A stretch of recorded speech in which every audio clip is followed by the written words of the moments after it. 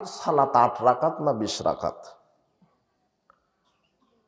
তো এই 5 জনকে দেখতে হবে যে এরা কয় রাকাত পড়েছে, বুঝতে পারেননি মনে হয়।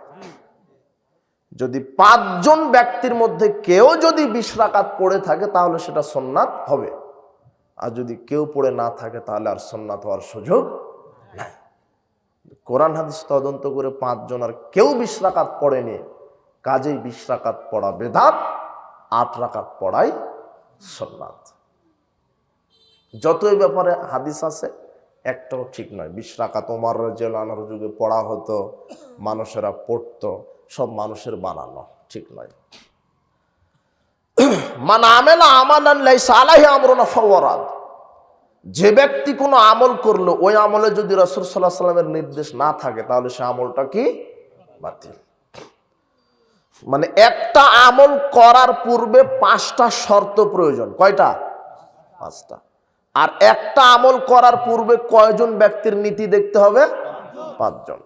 আপনি যে আমলই করেন ওই আমল করার পূর্বে শর্ত 5টি। তার এক হচ্ছে পরিমাণ দেখতে হবে। কি দেখতে হবে? পরিমাণ।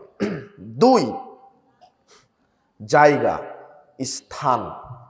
একটু এই মানহাজের 2-1 মিনিট আলোচনা করে আমরা শেষ করে দেব। বিচার মাঠে আমল করে আপনি কি হবেন? ক্ষতিগ্রস্ত হবেন, হতাশ হবেন। যদি পদ্ধতি মানহাজ ঠিক না থাকে, আকীদা ঠিক না থাকে, হারাম যদি রুজি হয়, ইখলাস যদি ঠিক না থাকে। আমি কিন্তু এটাই বোঝাতে চাচ্ছিলাম আপনাকে। তার এখন সর্বশেষ যেটা বোঝাতে চাচ্ছি যে আপনার মানহাজ ঠিক না থাকার কারণে আমল করার পরও কোথায় যাবেন? জাহান্নামে চলে যাবেন। দেখেন, একটা আমল করবেন তার পূর্বে 5টা শর্ত প্রয়োজন। 1 কি? পরিমাণ। 2 স্থান, জায়গা। কি? জায়গা। হজ করার নিয়ত করেছেন, নিয়ত করে ইহরাম বেঁধে বাইতুল মুকাররমে গিয়ে 7 তওয়াফ দিয়েছেন, হয়ে গেছে না হজ? কেন? কোথায় যেতে হবে? মক্কায়, তাই না? তাহলে বুঝেছেন তো যে আমি একটা আমল করব তার জন্য জায়গা জরুরি। পূর্ব শর্ত কি? জায়গা। এটা 2। 3 সময়। 3 নম্বর কি? সময়। আমি একটা আমল করব সেটা সময়ে হতে হবে, আমার নিজস্ব সময়ে হবে না। সময়কে মূল্যায়ন করতে হবে। কি করে? আপনি নাটোর বাজার থেকে একটা গাভী কিনেছেন 8 লক্ষ টাকা দিয়ে। কত লক্ষ? কি করবেন? কুরবানি করবেন। কিন্তু ঈদের সালাত আদায়ের পূর্বেই কুরবানি করে দিয়েছেন, হবে না? কেন? 8 লক্ষ টাকা দামের গাভী, হবে না কেন? মানে সালাতের আগেই করেছেন। করা লাগবে কখন? সালাতের পরে। সময় বুঝতে পেরেছেন? 4 নম্বরটা কি? পরিমাণ, স্থান, সময়। 4 নম্বর ভুলে গেলাম। আচ্ছা, সর্বশেষ সেটাই হলো মানহাজ বা পদ্ধতি। সেটা কি? পদ্ধতি। মানে দলিল আছে, তাসবিহ পাঠ করার দলিল নাই? সুবহানাল্লাহ 33 বার, আলহামদুলিল্লাহ 33 বার, আল্লাহু আকবার 34 বার বললে কি হবে? সমুদ্রের ফেনা তুল্য পাপ কি হবে? কিন্তু পদ্ধতি এখন দেখতে হবে। দলিল তো আছে। রাসূল সাল্লাল্লাহু আলাইহি সাল্লাম কিভাবে করেছেন? আঙুলে। কিভাবে? যদি আপনি তসবিহ দানাতে করেন হবে না। এটা হলো পদ্ধতি। সালাম দিবেন একজনকে, মুসাফার দলিল আছে, কিন্তু 3 হাত 4 হাতে মুসাফার দলিল নাই। অনেকে 3 হাত 4 হাত দেন না? হ্যাঁ, তাহলে আর নেকি হবে না। রাসূল সাল্লাল্লাহু আলাইহি সাল্লাম বলছেন, মা মিন মুসলিমাইনি ইলতাকিয়ানা, 2 জন মুসলিম যখন পরস্পর সাক্ষাৎ হবে, ফাতাসাফাহানে, পরস্পরের 2 হাতে মুসাফা। কয় হাতে? ইল্লা গুফরা লাহুমা ক্বাবলা ইয়াফতারিকা, 2 হাতে যদি মুসাফা করে তাহলে 2 হাত পৃথক হওয়ার পূর্বেই তাদের সব পাপ আল্লাহ ক্ষমা করে দিবেন। কিন্তু 3 হাত 4 হাত লাগালে আর পাপ ক্ষমা হবে না। কেন? ওটা বিদআত হবে। মানে আমি একটা আমল করব, সেটা রাসূল সাল্লাল্লাহু আলাইহি সাল্লাম কিভাবে করেছেন এটা দেখতে হবে, বুঝেননি? যদি রাসূল সাল্লাল্লাহু আলাইহি সাল্লামের মতো না হয় তাহলে হবে না। হ্যাঁ, 5 নাম্বার মনে হয়েছে কারণ, মানে আমি আমল করব ওটা কি কারণে। সম্মিলিত মোনাজাতের দলিল আছে, কিন্তু কি সম্মিলিত মোনাজাতের দলিল আছে। সালাতুল ইস্তিসকায় নাই, সাহাবীদেরকে নিয়ে সম্মিলিত করেননি, বেতেরের কোনোতে করেননি, আছে তাই না? কিন্তু সিস্টেম, পদ্ধতি, সময় বা কোন কারণে সম্মিলিত মোনাজাত করার কারণ কি ছিল? পানি প্রার্থনা। বুঝেননি কথা? সম্মিলিত মোনাজাতের কারণ কি ছিল? বিতরের কুনুত। সম্মিলিত মোনাজাতের কারণ কি ছিল? কুনুতে নাজেলা। মানহাজ বুঝেন। এই দলিলগুলি নিয়ে এসে ফরজ সালাতের পরে সালাম ফেরানোর পরে মেরে দেয়, তাই না? কিন্তু দেখতে হবে যে রাসূল সাল্লাল্লাহু আলাইহি সাল্লাম সালাম ফেরানোর পরে মোনাজাত করেছেন কি না। বুঝেননি? এই বুঝটা আল্লাহ তাদেরকে দান করুন। এদের আকীদাও ঠিক, আমলও ঠিক, মানহাজ কি নাই? ঠিক নাই। বুঝেননি? আছে না সই আকীদার লোক আছে না মোনাজাত নিয়ে গন্ডগোল করে? কারণ বুঝতে পারলেন? সম্মিলিত মোনাজাত করেছেন মুহাম্মদ সাল্লাল্লাহু আলাইহি সাল্লাম কোন কোন কারণে? বৃষ্টি প্রার্থনা, কোনোতে নাজেলা, কোনোতে রাতেবা, সালাতুল ইস্তিসকা, বুঝেছেন? কিন্তু ফরজ সালাতের পরে করেছেন এরকম দলিল নাই, করা যাবে না। এটাই মানহাজ, এটাই পদ্ধতি। আর একটা, জুমার দিনে 2 আজান কি বেদাত নয়, সুন্নাত। কি? জুমার দিনে 2 আজান সুন্নাত। রাসূল সাল্লাল্লাহু আলাইহি সাল্লাম বলেছেন আলাইকুম বিসুন্নতি, আমার সুন্নাত মানো। তারপরে কয়জনের সুন্নাত? তো 2 আজান কে চালু করেছে? তার সুন্নাত না? 2 আজান চালু করেছে কে? রাসূল সাল্লাল্লাহু আলাইহি সাল্লাম নিজেই বলেছেন আমাকেও মানো, 4 খলিফাকেও মানো। হাদিস সহিহ। তাহলে ওসমান চালু করেছে কয় আজান? 2 আজান।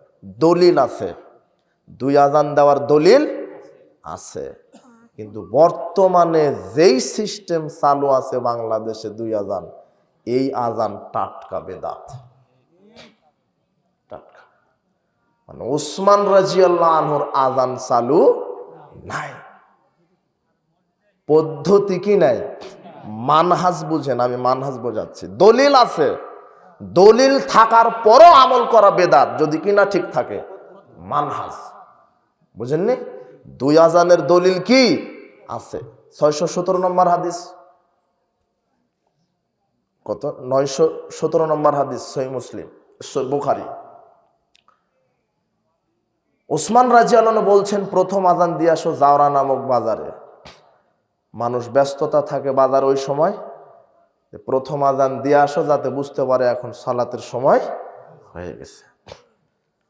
তাহলে প্রথম আজান দিয়েছেন ওসমান কোথায়?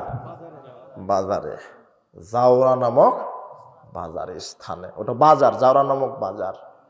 জায়গাটা ছিল ওপরে কোনো এক ছাদে উঠে আজান দেওয়া হয়েছিল। কিন্তু আমরা আজ এই 2 আজান দেই কোথায়? মসজিদেই। বর্তমানে যে 2 আজান চালু আছে এটা উসমানের আজান নয়। কাজেই মসজিদে 2 আজান দেওয়া বিদআত, 2 আজান দেওয়া সুন্নাত। কিন্তু উসমানের মানহাজের মতো যদি আমাদের মানহাজ হয়, বুঝেননি? উনি কারণ কি কারণে? বাজারে লোক সমাগম বেশি, ব্যবসায় ব্যস্ততা বেশি, তাই প্রথম আজান কোথায় দিয়েছেন? বাজারে। কিন্তু মূল আজান ওটা কোথায় হয়েছে? মসজিদে। তো ওই কারণ যদি আজও থাকে তাহলে ঠিক আছে, আপনি দেন। বাজারে একটা দিবেন, মসজিদে, কিন্তু মসজিদেই 2টা দিচ্ছেন, এটা প্রতারণা নয়? আল্লাহ এদের আকীদা ঠিক আছে, কিন্তু বুঝেননি? মানহাজ কি নাই? ঠিক নাই। আল্লাহ এদেরকে সঠিক মানহাজটা বোঝার তৌফিক দান করুন। আল্লাহ। আর একটা কি জানি বলতে লাগছিলাম, যাক। তো বুঝতে পারলেন কয়টা শর্ত লাগবে? 5টি শর্ত। পরিমাণ, স্থান, সময়, কারণ, মানহাজ, পদ্ধতি। পদ্ধতি হতে হবে রাসূল সাল্লাল্লাহু আলাইহি সাল্লামের মতো, সাহাবাদেরই মতো। কয়জন সাহাবী? 4 জন। তাহলে আপনার আমল কবুল হবে। আর যদি আমল করছেন কিন্তু মানহাজ যদি ঠিক না থাকে, তাহলে সেটাই হবে বিদাত। কুল্লু বেদাতিন দলালা, প্রত্যেক বেদাত ভ্রান্ত। কুল্লু দলালাতিন ফিন্নার, আর ভ্রান্ত আমলি কোথায় নিয়ে যাবে? জাহান্নাম। এই বেদাতি যার আমল হবে বেদাতি, এই আমল তাকে জান্নাতের বদলে কোথায় নিয়ে যাবে? তাহলে জাহান্নামে যাওয়ার কারণ হচ্ছে, যেই আমল আপনাকে জান্নাতে নিয়ে যেতে পারে ক্ষমতা আছে, কিন্তু ওই আমলে আপনাকে উল্টা জাহান্নামে নিয়ে যাচ্ছে। কয়েকটা কারণ আমরা পেলাম। এই যে 1 ঘন্টার বক্তব্যে আমরা কয়েকটা কারণ পেলাম। তার এক, যদি রুজি হারাম হয়, বুঝেননি মনে হয়। 2, যদি ইখলাস সহি না হয়, নিয়ত। 3, হ্যাঁ, মানহাজ যদি ঠিক না হয়। এগুলি পাওয়া গেল না? জি। তাহলে আমি কি আমল করে জাহান্নামে যেতে চাই? না। আল্লাহ আমাদের রুজি, মানহাজ, ইখলাস আল্লাহ আমাদেরকে যেন সহি করে। আল্লাহুম্মা আমিন। কাজেই আল্লাহ সুবহানাহু ওয়া তাআলার নিকটে আমরা দোয়া করি, কোনোদিন হারাম খাবেন না। আজকে তওবা করে উঠবেন। হারামখোর খুব খারাপ। রক্ত, এর গোস্ত সবই হারাম, এর উপরে জান্নাতও হারাম। রাসূল সাল্লাল্লাহু আলাইহি সাল্লাম বলছেন, 2 শ্রেণীর মানুষের সাথে সাক্ষাৎ হলেই বদদোয়া করো। 2 শ্রেণীর মানুষের জন্য দোয়া করাই হারাম। তার একটা হারামখোর। হারামখোরের জন্য দোয়া করা যাবে না। জীবিত আছে তারপরও বলা যাবে না যে আল্লাহ ওকে ক্ষমা করো, ওকে বরকত দান করো, ওকে সুস্থ করো, ওকে সাহায্য করো, এভাবে বলা যাবে না। কাকে? হারামখোর। তবে বলবেন যে আল্লাহ তাকে হেদায়েত দান করো, এই তো বলতে পারে। এই জন্য আজকের ইসলামী জালসায় এ পর্যন্ত যারা ধৈর্য সহকারে বসে আছেন, আসলে আমি খুব অসুস্থ, মানে কথা বলার রুচি হচ্ছে না। তারপরে আমাকে দিয়েছেন, যখন আমি শেষ করি তখন আমি শুরু করেছি আজকে। এইভাবে প্রোগ্রাম করেন না, তাতে ক্ষতি হবে। হ্যাঁ, আগেকার মতো যদি প্রোগ্রাম হতো যে একবারে ফজরের নামাজ পড়ে চলে যাও, তাহলে ঠিক ছিল, তাই না? কিন্তু ওরকম তো হয় না। এই যে এখন একটা সময় শেষ করে দেবো, বাড়িতে যাবেন, ঘুমাবেন, ফজরের সালাত, ফজরের সাথে কি যুদ্ধ করা লাগবে, তাই না? এভাবে প্রোগ্রাম করেন না। রাত 12টা পর্যন্ত বাদ দিতে হবে প্রোগ্রাম। কাজেই কয়েকটা ওসিয়ত থাকবে। মাইকের আওয়াজ যতদূর পর্যন্ত যাচ্ছে, কয়েকটা ওসিয়ত হচ্ছে যে কেউ কোনোদিন 5 ওয়াক্ত সালাত ছেড়ে দিবেন না। 5 ওয়াক্ত সালাতের সাথে কোনো আপোষ চলবে না, যে কোনো মূল্যে। সালাত আদায় করবেন, এই জন্য আল্লাহ আপনাকে তৈরি করেছেন। উদ্দেশ্য লক্ষ্য ওঠাই যে আল্লাহকে আপনি সিজদা দিবেন। 1। 2, ফরজ যত ইবাদত আল্লাহ করতে বলেছেন সামর্থ্য অনুযায়ী সেটা করবেন ইনশাআল্লাহ। 3, ভিক্ষা করে খাবেন, তাও হারাম খাবেন না। ভিক্ষা করবেন কেন? আল্লাহ আপনার হাত দিয়েছে, পা দিয়েছে, মেধা দিয়েছে, মানুষের মধ্যে কাজ করে খাবেন, ব্যবসা করে খাবেন, কিন্তু কোনোদিন হারাম খাবেন না, তাহলে জাহান্নামে যেতে হবে। যে কোনো মূল্যে আজকে ওয়াদা করেন যে আল্লাহ যে কোনো মূল্যে আমি হালাল খাবো ইনশাআল্লাহ। রাসূল সাল্লাল্লাহু আলাইহি ওয়াসাল্লাম বলছেন, কেউ যদি হারাম ছেড়ে দিয়ে হালালের দিকে পথ অবলম্বন করে, আল্লাহ নিজে তার রুজির ব্যবস্থা করে দেন। এই ভরসা রাখেন, ইনশাআল্লাহ হালাল রুজির ব্যবস্থা হবে ইনশাআল্লাহ। হারাম খাবেন না। 4, কাবিরা গুনাহ, শিরক, বেদাত, এগুলি থেকে বেঁচে থাকবেন। 5, যার নাম মানুষ, ইহুদি হোক, খ্রিস্টান হোক, বৌদ্ধ হোক, হেদাতি হোক, বেদাতি হোক, ছোট হোক, বড় হোক, মুসি হোক, মেতর হোক, যার নাম মানুষ, তার সাথে ভালো আচরণ করবেন। মনে থাকবে? কাউকে কষ্ট দিবেন না, আচরণে, মুখে। এই 5টা কাজ যদি আপনি পুরা করতে পারেন, জান্নাত হবে ইনশাআল্লাহ। অন্তত এই 5টি ওসিয়ত মেনে চলেন, নারী পুরুষ প্রত্যেককে 5 ওয়াক্ত সালাত আদায় করতেই হবে, হালাল খেতেই হবে, কাবিরা গুনাহ থেকে বিরত থাকতেই হবে। বুঝতে পেরেছেন? মানুষের সাথে ভালো আচরণ করতে হবেই। হাসিতে চড়তে রাজি আছি, কিন্তু শিরক বেদাত করতে রাজি নয়। কেন? দুনিয়া আমার জন্য বড় কিছু নয়, আমার জন্য বড় কিছু কি? জান্নাত, আখেরাত। আল্লাহ আজকের ইসলামী জালসায় যত নারী পুরুষ এসেছেন সবাইকে তুমি সঠিক ইসলামের জ্ঞান দান করো।